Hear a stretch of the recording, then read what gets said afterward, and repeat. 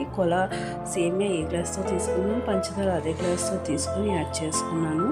పంచదార కరిగే టైంలోనే నేను పన్నీర్ కూడా యాడ్ చేశానండి. నేను ఇక్కడ చూపిస్తున్నాను చూడండి, పన్నీర్ని ఇలా 2 సార్లు వేసుకున్నాను.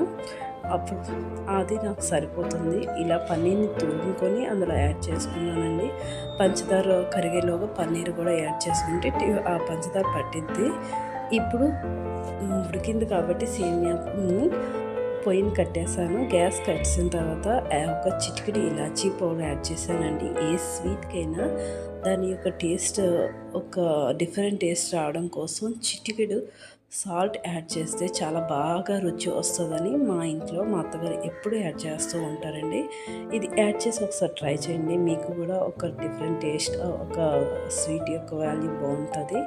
అంతేనండి, టేస్టీ అయినటువంటి సేమియా పాయసాన్ని పన్నీర్ తోటి మరింత టేస్టీగా